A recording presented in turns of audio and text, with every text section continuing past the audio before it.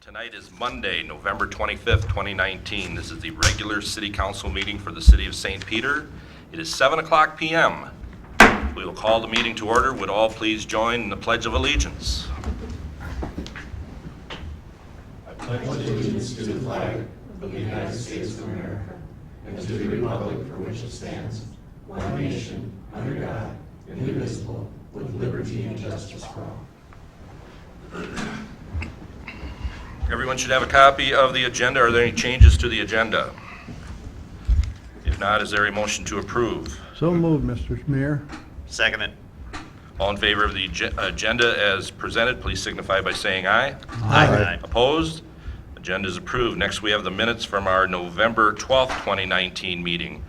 Those minutes appear on pages 4 and 5. Are there any changes or corrections to those minutes? If not, is there a motion to approve? Make a motion to approve. Second. All in favor of the minutes as written, please signify by saying aye. Aye. Opposed? Those minutes are approved. Next thing up tonight is public hearing, and we have a couple of them, and give you a little background since it said in here, I never read it that close, but it says the mayor will conduct the public hearing and tell everybody what's going on. So we're going to do that tonight, Todd. Is that all right? Sounds good. All right. First off, we'll have a staff presentation, which takes place right after we get done going through the process here. Next, we have an applicant presentation, which basically is about the same as a staff presentation. And then if there's any public comment, we will address those people for that, and we try to limit that to 5 minutes if possible. The council, if they have questions, can ask now. I would prefer, but can't stop you. We will be readdressing this a little bit later. So if you want to ask questions at that time when it's actually an agenda item, then we can ask them then, or you can ask them now if you so wish. But it seems to go smoother if we just ask them later. Otherwise, we're just rehashing again. With that, we will call the public hearing for the assessment of unpaid utility charges on Monday, November 25th at 7:03 p.m. And Sally, if you want to let us know. Yep. We're here for the public meeting to write off delinquent accounts. Total unpaid utility accounts right now is sitting at $20,531.70, and that is for the time period from June 1st of 2018 till May 31st, 2019. The amount that is accessible is $4,938.55. There is $15,593.15 that will be written off to bad debt, and that's due to bankruptcies and deaths. And then anything under $10 we don't assess to property owners. And any electric charges that are for renters are not accessible to the landlord. Water, storm sewer, wastewater, and refuse are all accessible to the landlords based on our policy and procedures. Sally, I said, we should wait with questions. I'm going to ask one now, or if you would do this. Why are we doing this? Why are we having to assess these unpaid utilities? These are unpaid utilities, and if we don't assess them to property owners based on our policies and procedures, and it's under statute that we can, it would be a full write-off to the city. Okay, and so people understand, what's the process? How long does it take, or how long does it take for them to come to this point? A year. We go every year, we look back and see what has been unpaid. So we went last year till May 31st of 18. Now we've gone a whole year again, and we've gone back to look at unpaid utilities that are on our books yet as bad debt. We've tried to collect from the renters, whether we've run them through collections, and we have gotten no payment on those accounts. Okay, but as long as we're on the topic. So you said it's been a year, but if a renter is moved supposedly or not paid, they would have had their service discontinued, or someone else may have rented that property? Somebody may have rented that property, yes. Okay, so we're not going a whole year before we assess. We go a whole year time-wise before we assess, but we're not assessing for a whole year, No, usually. no, just for it's it. months. It's depends on how many months it is. They'll come in and make payment arrangements. If they don't make the payment arrangements and they leave town, then we go back to the landlord, we send delinquent notices, we try to collect, we Right. try and find a forwarding address when they come in and say that they're moving. We go and try and get a forwarding address from that renter to try and collect these. And we Okay. keep working with that. We keep asking the landlord, we send notices to the landlord also that the account's past due and delinquent. And when the landlord, or when the renter is renting, they usually pay a deposit Of $100. of yes. $100, which is usually not close to covering probably the bill they've. It depends on the bill and what they're doing, yes. Right. There's certain ones that might come up with a payment arrangement and, try and make it work. And so we work with anybody that comes in and tries to do a payment arrangement. And then if they don't make the payment arrangement, then we go into disconnect, or depending upon time of year, it might be a load limiting meter for a while and they'll still get electricity if it's this time of year. Okay, all right. And, Mr. Mayor, Yes, and if we don't do this, it means it falls on the rest of our ratepayers, basically, because that's the way the funds get right, Correct. paid. right. Yeah, it'll come out of everybody's pocket. Right. Okay, were you done on that first one, Yes. Sally? Okay. Is there anyone that would like to speak also on this in the public, on this matter? Doesn't look like there's anybody here, but should ask anyway. If there's no one here to speak, We do have a letter. We do have a letter And that so, Okay, was, sorry. folks that are to be assessed have an opportunity to communicate in writing as well. So Sally, I'll let you provide for that one. yeah, I got it. Yep, so from Kevin Wenner, he wrote a letter to us saying that in regards to the unpaid utility bill, account number 221-004700-05, the water, sewer, and refuse are not used by me. I have no control over the usage or who supplies the services. You should be shutting down their services after 1 month of unpaid. The user has signed an agreement with you. I do not. This is an abuse of power to assess me. These tenants also owe me a significant amount of money. Where do I go to collect that? Even if the court orders, they do not pay it back. Please rethink this amount that I will be assessed for. His amount of assessment is $659.06. Okay. So that is the public comment part of that. Anybody else like to speak? Roger? Does the landlords, whenever they get their permit, are they notified of this process or not? Yeah, and in fact, when we have delinquencies, landlords receive notices as well as the tenant. That So they people are know that the delinquent. delinquency is going on. But are you referring to the process, or are you just referring to the? When they first come in to, get a permit to be able to rent, they're also made aware of this process. They get documentation as a part of the licensure process that this is going on. That's been in place, not for a long period of time, but certainly for more than a couple of years. Okay. And I'm going to speak specifically to Mr. Wenner's letter. I've had some experiences with this, with the court orders, and yes, some people do pay it back. But until you go into conciliation court and file, you don't know. But that is about your only recourse, that you have. But I have some that didn't, but there are a lot of them that have. So, anyway. With that, we will close the public hearing for the assessment of unpaid utility charges at 7:09 PM on Monday, November 25th, 2019. Next, we have another public hearing for the assessment of unpaid miscellaneous charges. And the rules that we went over, or the guidelines we went over to begin with, apply to all of our public hearings, so I'm not going to repeat those. But we will open the public hearing for the assessment of unpaid miscellaneous charges at 7:10 PM on Monday, November 25th, 2019. Sally?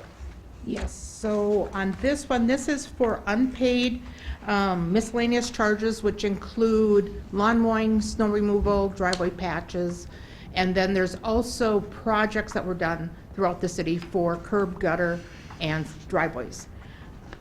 The lawn mowing and snow removal and driveway patching equals $1,822, and those accounts are past due and delinquent. We haven't been able to collect those. We've been billing those out all year, and they're still unpaid, so we can assess those to the property. There is also project improvements for $154,249.34, which were projects, like I said, done, and we have waivers from the homeowners saying that they want those assessed to their property. And the terms are based on the dollar amount, and that's it, 1 to 15 years. And then the interest rates with those are 2.59 to 2.93% is the interest charged on those. And then there are about 4 of them that have been deferred due to age. So, Okay, and that's all part of our policy. all right. Is there anyone in the public that would like to comment on this public hearing for the assessment of unpaid miscellaneous charges? Is there anyone in the council that would like to ask now? If not, we will close the public hearing for the assessment of unpaid miscellaneous charges at 7:12 PM on Monday, November 25th, 2019. Thank you, Sally. We'll see you a little bit later. Next, we will address visitors. Is there anyone in the audience that would like to speak to the council on any agenda item? Seeing no one, is there anyone in the audience that would like to speak to the council on any matter whatsoever? Seeing no one, we will move to the consent agenda. The consent agenda begins in detail on page 7 and concludes with the resolution on page 33. Includes the following budgeted purchases in excess of $10,000 to JT Services for 12 Shakespeare 14.5-foot black fiberglass streetlight poles for $22,740. To Enersys, to Generation Plant Battery System for $17,864.30. To Bolton and Menk, a 10-year water distribution capital plan for $13,000, and also a 10-year water treatment master capital plan for the St. Julian treatment plant for $18,500. To DeWild Grant and Reckert for electric master plan for $38,600. The following employee appointment: Wayne Galkey for part-time bus driver at a wage of $16.23. Next, we have a lengthy list of bicycles that are hereby surplus property and will be donated to Key City Bikes for distribution to individuals that may be in need. Next, we have some other city items that will be put up for sale, and riding lawnmower, 2 riding lawnmowers, I guess, and some 80 of 35-foot wood light poles. The following individuals are appointed to the 2020 Census Complete Count Committee. They are Muhammad Abdul Qadir, Abdi Matan, Queen Booker, Tammy Skinner, Edie Thorstensen, and Gabriella Raimhilt, plus the regular disbursement of expenses for November 8th, 2019 through November 20th, 2019. Are there any questions or comments on the consent agenda? John? Todd, could you give us a 30-second background for the audience on the water distribution plan and the wastewater treatment master plan and the electric master plan, what we're doing, why we're doing it now, and what we hope to accomplish? If you would allow me to take 5 seconds, I'd leave 25 seconds for Pete to fill that in, if that's okay. You can talk about each of those. Sure can. We had budgeted in the annual budget this year to accomplish that work. And our goal was to get it authorized before winter. We'll sit down with our engineer and go through the water distribution plan first. We'll set out our system analysis. We're going to do some modeling. We've got that in place now with our city engineer. Our overall goal is to start looking at the infrastructure that we need to replace and some timing on some of those projects. As you guys are aware, we go through our street projects, and as we prioritize our street projects, we want to make sure all the infrastructure underneath is in good shape and in usable fashion. We're going to get into a spot in the next few years where we're starting to look at street repair, where the water and sewer are 100 years old. And so we want to know what we got to do with that and what expense we can account for that. As far as the capital planning for the St. Julian plant, as you'd mentioned there, when we built our RO system or did our upgrades back in 2009 through 2011, when the plant went online, our filters were nearing 30 years of age. We tested our media in our filter plant, and we knew we could get a few more years out of it based on iron not sloughing off the filters because of the wear of the media. So, what excuse me, so when you did the reverse osmosis up on Broadway, that was all new top to bottom? That's correct. But out at St. Julian, only a portion was new, and we utilized the stuff that had been there for a while? Right, and we thought about replacing that at the time. However, we knew we could get another few years, another 10 years out of that system. We're starting to see sloughing come off on the filters that are existing, which means that the media is wore down. And so we've got to supply a little better treatment. We've been using pre-filter treatment, replacing the pre-filters a little more frequently. That's worked for a while, and it's been rather cheap. We're starting to increase that frequency, so we know we've got to do something. We need an engineer to look at that and tell us how to make those changes, what we can do in-house versus what we need to contract. Any other? And the Oh, sorry. electric master plan too, Pete. Electric master plan, Oh, we're going to sit down with DGR and go through some upgrades. The last time we did a complete electric master plan was 2007. We completed the last portion of that project almost in a sequenced basis. The last portion of that is the replacement of the remaining half of the main substation, where we know we have a transformer that is waiting for us to be replaced, but it's a very expensive transformer. So we've delayed that work. We wanted to look at the rest of the information out here so that if something goes wrong with that transformer, we know how to feed the system, especially in high electric demand situations. So that's the one behind City Hall, and it's $1-point-something million Yep. to replace in a half a year lead time, and really a big deal. But the rest of the system needs to be looked at and checked at, and the plans updated also? Right, as you guys remember, since the tornado, 21 years now, we're starting to see some failures in some of our switches and some of our transformers. And so what we want to do is take a look at those and start getting a schedule together in high priority areas where we need or have multiple feeds that we can make some replacements. If I can add, this also has to do with the growth that you're experiencing Yep. and making sure that there's balance on the system among your substations, so that if we do have a failure, we have enough, what we would call that wheelage, we've talked about it that way in the past, to cover your needs for all of your users. And again, these were budgeted as a part of your 2020 improvement budgets, but we want to get them on the table right now so that over the winter months, we can start the background work that needs to take place. Thanks, Pete. Are there any other questions on or comments on the consent agenda on this or any other item that's on there? If not, is there a motion to approve? So moved, Mr. Mayor. Second. Now, any more questions, comments? Call the roll, please, Barb. Councilmember Pfeiffer. Aye. Councilmember Graham. Aye. Councilmember Paris. Aye. Councilmember Johnson. Aye. Mayor Zeman. Aye. Councilmember Plum. Aye.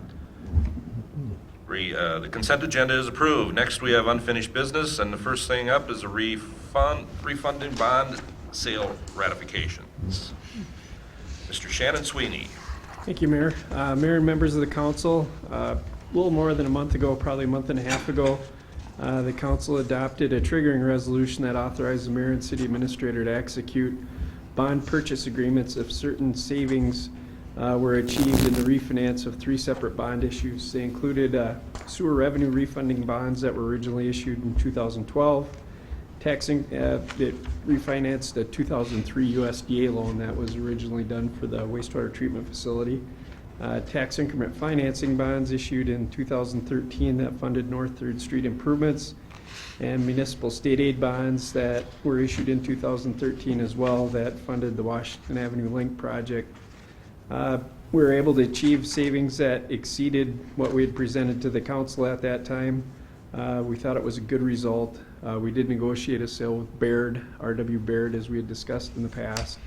We did purchase credit rating through this process that reaffirmed the the AA- long-term stable rating for the city of St. Peter. So that was a good result as well.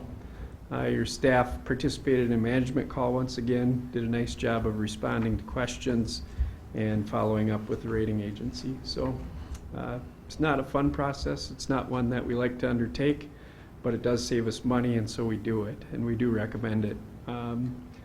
I have no financial gain by going through the credit rating process, and if we could avoid it, I would do everything in my power to do that. And so, just so you understand. Mr. Sweeney's not alone in his belief of that. I'm not. And so, ultimately, we have 3 separate resolutions in your packet. The first resolution deals with the 2012 A bonds that were refinanced. Net present value savings achieved as a result of that transaction are $133,112. The second resolution dealing with the 2013 B tax increment financing bonds achieved $45,853.99 in savings. And on the GEO municipal state aid bonds, we achieved $87,660.02 in net present value savings. When we say net present value savings, what that means is it's after issuance costs are paid, so after the credit rating is paid, after I'm paid, after your bond attorney's paid, after the underwriter is paid. Those are savings after all expenses are incurred, and it is the present value of those savings discounted at the yield on the bonds. I hate to say that because it makes people's eyes roll back in their head, but it's a close approximation of the actual interest rate on the bonds. So we're trying to evaluate it based on what that is worth in today's dollars after expenses are paid. So if you lay the payment schedules down side by side, the actual payments are reduced more than that amount, just so you understand. It's, this net present value calculation is how our industry presents the information to not overstate earnings, but to give you a value that approximates what the savings are today, worth in today's money. So that's how we presented them. Again, there's resolutions in your packet providing for the awarded sale of each of those bonds. Just to give you a feel for interest rate on I'll do them in order. On the 2019 D bonds, which was the refinance of the 2012 A bonds that are funded through wastewater, we reduced the interest rate from about 3.6% down to a net effective rate of about 2.8%. And interest rates vary based on term. The longer we're borrowing money for, the higher the interest rate we pay, just so you understand that as well. On the 2019 E bonds, which was the refinance of the tax increment bonds that funded the North 3rd Street improvements, our net effective rate is now 2.35%. It previously was, closer to 3.5%. And on the municipal state aid bonds that funded the Washington Avenue Link, our net effective rate is about an even 2%, and we've knocked probably 0.75%. We're probably 2.8% on the old bonds, so we dropped it by 0.8%. So thought it was a good result. There were days when we would have saved a little bit more. Wish we could time the market, but I can't. And we still accomplished something that seems to be of value to us. So happy to answer questions on the information or the resolutions we have in your packet. Questions? Shannon, I have one. If I remember comparison-wise, we were looking at savings of $255,000 the last time this was presented. Does that ring a bell? Rings a bell to me. Yeah, in the council memo, we were at 103.40, so 143. Yeah. About 220,000, Oh, I well thought it over was like 220,000. And I added these up and it's like 265? Yeah, we did a little bit better. Yeah. Yep. We did a little bit better than what we presented to you in workshop and said, we basically take a snapshot in time and say, this is where the market is at Right. today. These are what the savings are. The market improved a little bit on the day that we negotiated the sale with Baird, so we produced a little bit better result. Okay. Steve, did you have something? Oh, I'm sorry. well, that goes right. Any other questions? If not, the resolution providing for the issuance and sale of $2,795,000 of general obligation municipal state and refunding bonds, Series 2019F, and levying a tax for the payment thereof appears on pages 37 through 49. Is there a motion for approval? So moved. Second. Any other questions? Call the roll, please, Bart. Councilmember Grahams, Aye. Councilmember Paris, Aye. Councilmember Johnson, Aye. Mayor Zeman, Aye. Mayor Quinn, Councilmember Quinn, In my dreams. Dreams. Yes. Aye. Councilmember Ida. Aye. Resolution is approved. Maybe in 2 weeks, John. Next up, we have a resolution providing for the issuance and sale of $1,555,000 general obligation sewer revenue refunding bonds, Series 2019D. That resolution appears on pages 50 through 65. Is there a motion for approval? Make a motion to approve. Second. Are there any questions, comments? Call the roll, please, Bart. Councilmember Paris, Aye. Councilmember Johnson, Aye. Mayor Zeman. Aye. Councilmember Quinn. Aye. Councilmember Pfeiffer. Aye. Councilmember Grahams. Aye. Resolution is approved. Next up, we have the resolution providing for the issuance and sale of $700,000 general obligation tax increment refunding bonds, Series 2019E. That resolution appears on pages 66 through 78. Is there a motion for approval? So moved, Mr. Mayor. Second. Any questions or comments? Call the roll, please, Barbara. Councilmember Johnson, Aye. Mayor Zeman. Aye. Councilmember Quinn. Aye. Councilmember Pfeiffer. Aye. Councilmember Grahams. Aye. Councilmember Paris. Aye. Resolution is approved. Thank you, you. Shannon, for all your work, and the staff, too. Thanks. Appreciate it. Next up, we have the assessment of unpaid utility charges, and Sally, back.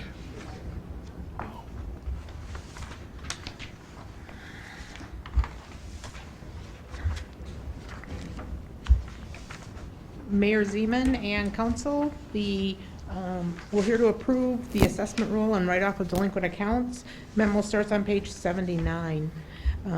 As stated earlier, we're looking at, again, there's $20,531.70 of unpaid charges, and we're assessing $4,938.55. There is a list of the assessments at the end of the resolution as Exhibit 1, and the resolution is on page 81 to 82. Again, the biggest write-off of the $15,593.15 is the bankruptcy of Shopko. And we have to write that off, and that's $9,980.82. Bad debt is $4,313.34. Any questions? Questions? Had a few before, so if there are no questions, the resolution adopting assessment for unpaid charges for municipal utilities and writing off of bad debt utility charges with Exhibit 1 appears on pages 81 through 83. Is there a motion for approval? Move the resolution, Mr. Mayor. Second. Now, any questions? Call the roll, please, Barb. Mayor Zeman. Aye. Councilmember Quinn. Aye. Councilmember Pfeiffer. Aye. Councilmember Grahams. Aye. Councilmember Paris. Aye. Councilmember Johnson. Aye. Resolution is approved. Next up is the assessment for unpaid miscellaneous charges, Sally. Yes, and that begins on page 84 with the memo. And again, this is for both miscellaneous charges, which is lawn mowing done by the city, and then a driveway patch was also done. And then the biggest portion of this is curb gutter and sidewalk done throughout the city. Again, the lawn mowing and driveway patch are past due accounts that are delinquent, and they are on a 1 year. They'll get assessed for 1 year at 2.59% interest. And then the other projects for $154,249.34 were all signed off with waivers by the property owners. So they know it, they signed off and they know that it's coming. So, some have paid, they have the right to pay to the end of the year. They can come in and pay that to our bill before we take it to the county at year end and say these are unpaid and need to be assessed. And then they're, depending upon the length of term, the number of years that they can assess it, and the interest rate is based on the amount of the assessment. Okay. So what kind of interest rate band do we have on those? As I said, the 1 year are at 2.59. The 5 years are at 2.78, and the 10-year, or no, is at 2.6 is a 5 year. A 10 years at 2.78, and a 15 years at 2.93. So we take the treasury bond plus 1%. At the time when we started doing this, when we called to have these, start getting them together. Any other questions or comments? John? Sally, you just called the driveway patches unpaid past due, and in the background material says it's a waiver of assessment. I'm confused. What do you mean? Is it past due unpaid, or is it a waiver of assessment? The driveway patch was not, that was a one-time work that somebody asked us to do for $300 was a driveway patch. So it is a waiver of assessment, it's not a past due bill. It was an agreed to It amount. wasn't and a agreed to service an amount, provided. but it was a service provided, but there wasn't a waiver signed by them. They asked us to do it because it was a one-time, it wasn't the full sidewalk, curb and gutter and everything else. John, I understand your confusion. That's an error on my part within the memo. Well, the memo is incorrect, Sally, correct? Correct. Okay, The memo that's fine. says a waiver. There was an agreement to assess. They asked for the work to be completed. Okay. I They don't had a care, it contract just that has to be didn't- one way yeah. or the other, that's all. Okay. Yes. Any other questions? Not the resolution adopting assessment for unpaid charges for municipal utilities and writing off bad debt utility charges with Exhibit 1. Am I correct? Yeah. Yep. Exhibit 1 appears on pages 80, no, excuse me, with Exhibit A A. appears on pages 86 to 89. Is there a motion for approval? And let me restate that whole deal. Because I reread the first one. Yep, that's what I was wondering. I'm going, it's not This utilities. resolution is adopting assessment of unpaid miscellaneous charges. It begins on page 86 and includes Exhibit A and concludes on page 89. Now, is there a motion for approval? So move. Second. Any other questions or comments besides me getting lost? Call the roll, please. Councilmember Boney, Aye. Councilmember Pfeiffer, Aye. Councilmember Graham, Aye. Councilmember Paris, Aye. Councilmember Johnson, Aye. Mayor Zimmer. Aye. Resolution is approved. Thank you. Thank you, Sally. That concludes our unfinished business. Next, we have new business. And first up is a Community Spirit Park maintenance agreement. Pete? Mayor members, Pete and I are going to tag team on this if you have specific questions about services that have been provided there, but essentially this is the agreement that you approved in 2 previous years. This agreement is for a 1-year extension for the 2020 year and essentially shares the maintenance of Community Spirit Park, which I think has worked well for the school district and has worked well for the city and all the taxpayers in town that utilize those facilities. It's been an efficient way to do it. The agreement is recommended by the school city liaison committee or city school liaison committee, depending on what side of the table you sit on. And the agreement is included in your packet with a resolution. The memo starts on page 91. The agreement starts on page 92. And the resolution providing approval is on page 102. Happy to try and answer any questions that you might have about the agreement or the services that are provided. Questions for Pete or Todd? Steve? If we go back and look, say this past year, what do you think, Pete, if you were to project, what has it cost aggregate between the city and the school district for the maintenance of Community Spirit Park? With the defined scope, we're going to be right around $80,000. And And then that- we'll split that cost. Okay, all right, and that's pretty much what it was the year before? Okay, all right, thank you. Starting to level out really nicely, and you're starting to see the product after 2 to 3 years of grooming and maintenance and participation from both sides, and it's coming along nice. All right, thank you. Roger? Parks are awesome, but they sure do cost some money. They do. It's a great benefit to the community, though. We get I agree. a lot of positive comments, and we're seeing the usage numbers go way up. Yeah, good. Anyone else? Mayor Yeah. members, I'm Yeah. sorry. Pete, and I'm sure you got it figured in here, but like, when we figure out what this costs as part of the replacement cost for the equipment, because all the equipment is ours, right? Yes. Is that all figured in? Yep, we have a unit price that we charge out, and that includes the cost of equipment, which is in our fee schedule. And not only that, but our labor is included in that, plus materials. And so we sit down and go through the numbers each year with the school staff and with our staff, and look at how we're doing things and what we need to replace, and those are numbers that include equipment replacement. Okay, thank you. Anyone else? If I can add two things, Mayor and members, first of all, what you see in the body of the agreement is not exactly what gets billed. We bill on an hourly usage. Those tables that you see are estimated utilization. So actuals are what are billed for this. The last thing that I'd mention is that we anticipate that the school board will approve this at their meeting in December. Okay. Steve? Todd, if you go back and you were to survey some other communities in the state that have joint agreements like this, if there are, how are those other cities, how do they recoup some of their expenses? And does St. Peter do the maintenance different in terms of the cost of maintaining it? I mean, in terms of spreading it among taxpayers rather than charging the users?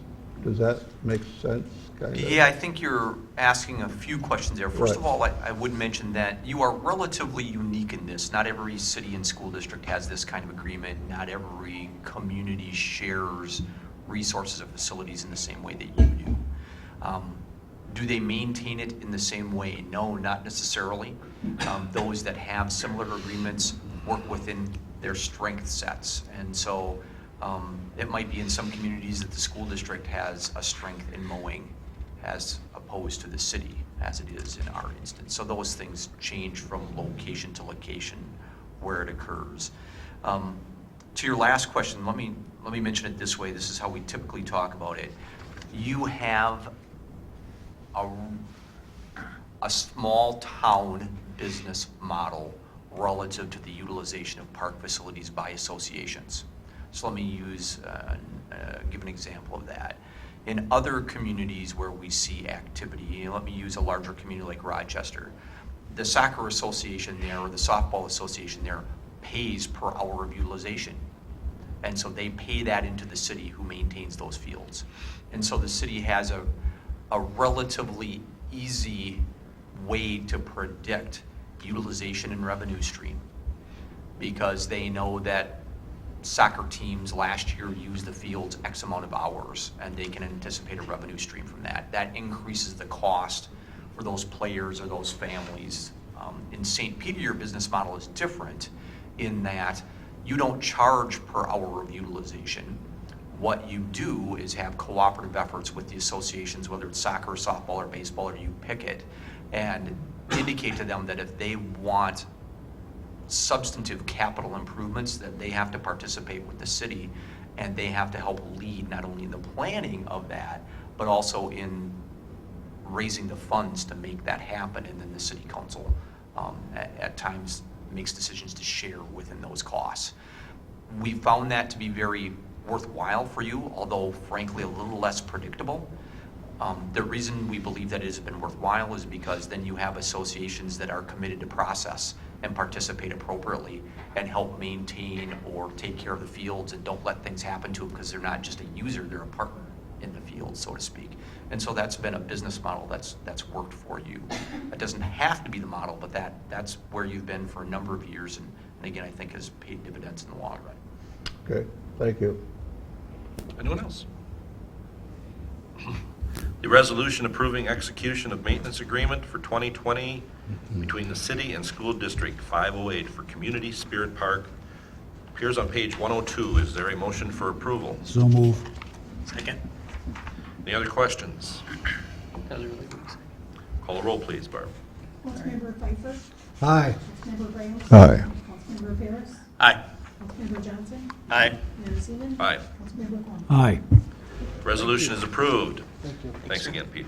Next up, we have MVAC lease renewal. Todd. Mayor and members, as you may know, Minnesota Valley Action Council leases facilities from you in this building. They have offices on the second floor, and they also have their Head Start classrooms and a little bit of other non-classroom space in the downstairs area. We've negotiated a renewal or an extension of their lease. In this instance, it's a new lease for 5 years, a 3% increase in each year of those 5 years of lease. Their current lease will be over at the end of the year, and so it's an appropriate time to move forward with this. As I mentioned in the memo, in the first year, that generates about $37,500 for you, and in the last year of the agreement, about $42,200 for you is generated on an annual basis. They are happy to be here. You have a very nice facility, the price is fair, and they utilize it for the betterment of your community, which is one of the criterias of folks renting space here that they have to have. Not to be too mean, but we just won't let a law office rent an office space here. It's got to be somebody that provides services to the greater community has been part of your criteria. And MVAC does For the that. good of the community. Thank you. Mayor members, the information is included in your packet. As you'll see, they signed on page 110, and the resolution to approve this or direct staff to enter it is on page 112. Questions? The resolution approving execution of lease with the Minnesota Valley Action Council for Space in the Community Center appears on page 112. Is there a motion for approval? So moved, Mr. Mayor. Second. Now, any questions or comments? Call the roll, please. Councilmember Brams. Aye. Councilmember Paris. Aye. Councilmember Johnson. Aye. Mayor Zima. Aye.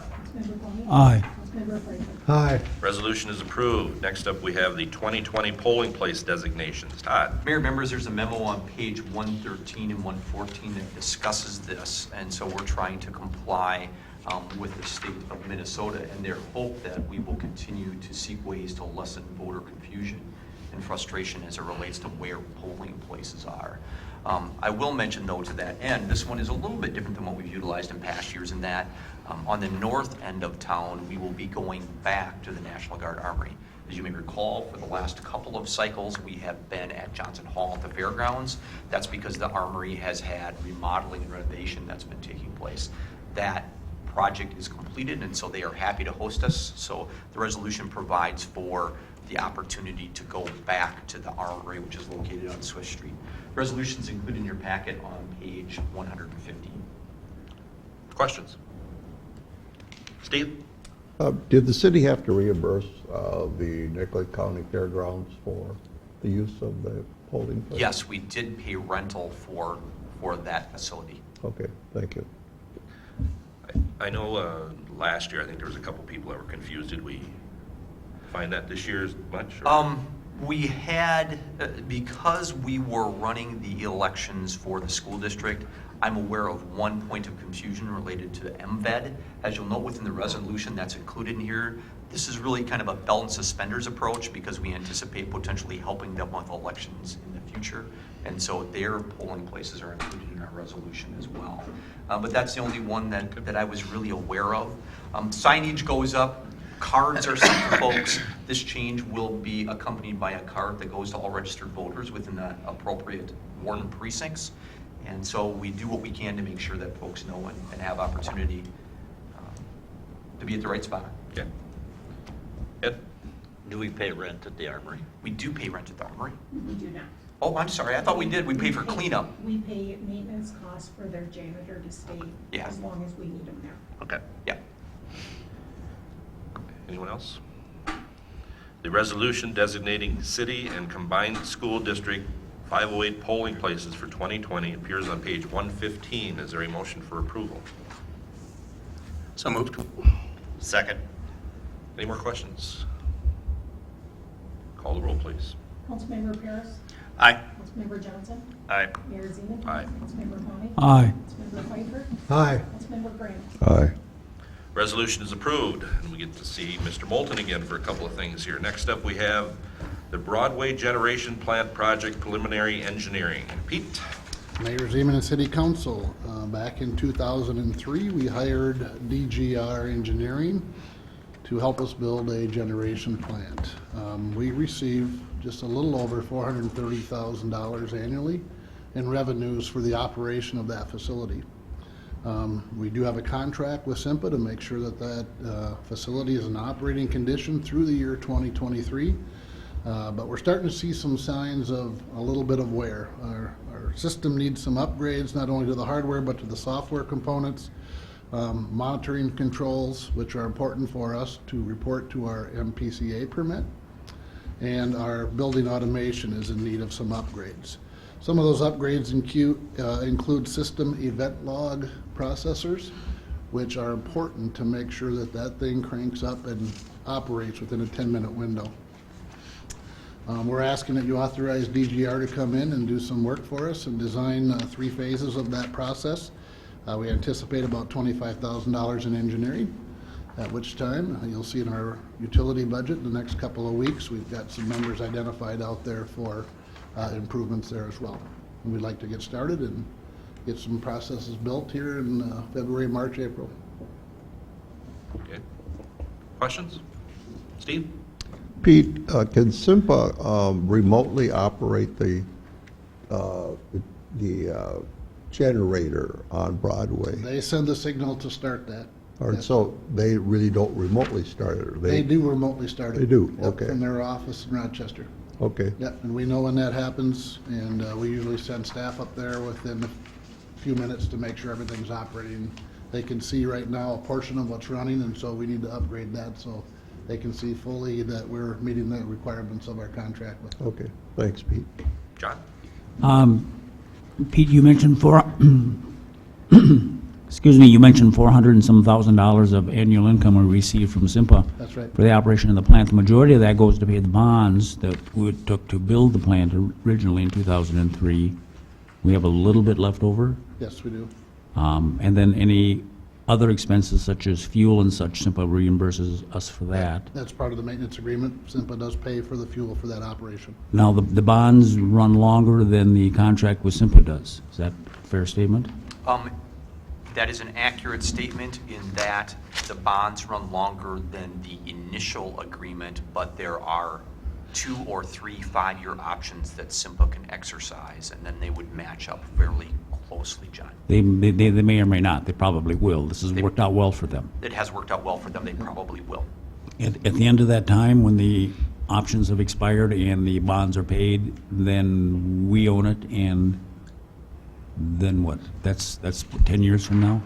It could be slightly longer than 10 years from now, and you currently own it, but you would have the ability to do what you will with any power that was generated there. So we might continue with another contract with SIMPA. We might start selling it on the open market. We might hoard it for our own use. The world is your oyster. We'd have to sell it through MISO, and right now SIMPA is the broker for that. And with the way renewables are coming onto the grid, SIMPA has a lot more leverage than we would independently to operate that. So the suggestion would be is that we start working on agreements to lengthen our 2023 agreement.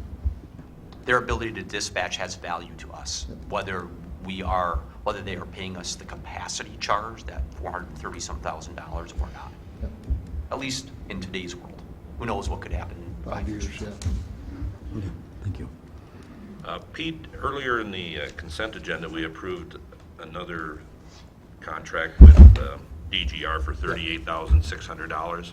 That's for master plan? $25,000 is over and above that $38,000. Yes, it is. This is Just so site people specific know. to the generation facility. The $38,000 you authorized was the budgeted expenditure for master plan. So the money to pay for these repairs comes out of the profit we make on the 400 and some thousand less the bond payments. Well, however you want to say it, it comes out of our electric revenues, yes. Well, yeah, I know, but Yep. Any other questions?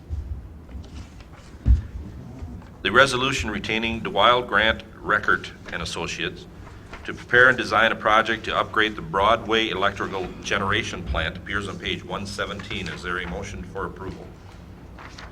Make a motion to approve. Second. Any other questions or comments? Call the roll, please, Barb. Councilmember Johnson? Aye. Mayor Zeman? Aye. Councilmember Mahoney? Aye. Councilmember Pfeiffer? Aye. Councilmember Graham? Aye. Councilmember Pierce? Aye. Resolution is approved. Next up, we have a 2020 North 3rd Street Improvement Project. For clarification, this is from Scarrow to Livermore. Pete? Mayor Zeman and City Council, this would be the third phase of our annually budgeted street improvement projects. As you guys are aware, we've gone through a decent learning curve. The first year, we hit a few bumps. We learned a few things about contracting, especially when we're trying to tie assessments to it. Last year went really well from a cost point of view. Staff did a really nice job of getting things in a order for us. Things went well as far as timing. The project shortened up significantly. We're asking that you allow us to hire Bolton & Mink to continue that process. They've been a good partner with us. They've done an outstanding job. The finished product looks really well. The customers have been really happy. There's a resolution on page 122, and I'm available for questions. Questions? John? So there will be another 2 years, another 2 block, the following year, 2021, Right, and then you're done, then you're at Union, or then one more? right. Then we'll be at the Union intersection, and we've already done north of Union Street. North of that is done. Ties into the So- old Shopko So facility. this is second to the last, and then Third Street will not be tied up all summer anymore? Right, You'll be tying up somebody else's neighborhood? correct. Anyone else? Move the resolution, Mr. Mayor. I'm going to announce it first, Jerry. Okay. Resolution authorizing preliminary engineering for 2020 North 3rd Street Improvement Project from Scarrow to Livermore appears on page 122. Is there a motion for approval? Jerry, is there a motion for? So moved. Second. Any other questions? Call the roll, please, Barb. Mayor Zeman. Aye. Councilmember Fleming. Aye. Councilmember Pfeiffer. Aye. Councilmember Graham. Aye. Councilmember Paris. Aye. Councilmember Johnson. Aye. Resolution is approved. Thank you. Thank you, Pete. That concludes our new business. Next up, we have reports. The only thing I wanted to make sure that people heard is Thanksgiving coming up this week, so everyone have a happy Thanksgiving on Thursday. That is November 28th, and by golly, if it isn't Councilor Pfeiffer's birthday on November 28th, so a double celebration going on. I told you, if you waited long enough, everybody would celebrate my birthday. So, that's all I had, and happy birthday, Jerry. Thank you. Mayor and members, I just have one item that I wanted. Well, actually, let me mention 3 items. First of all, city offices, not emergency offices, will be closed on Thanksgiving and Friday after Thanksgiving. I also want to mention goal session discussion. As you are aware, there's not a report in your packet related to the goal session. Frankly, I've just not had time to get that done, but it will be available for your next council meeting.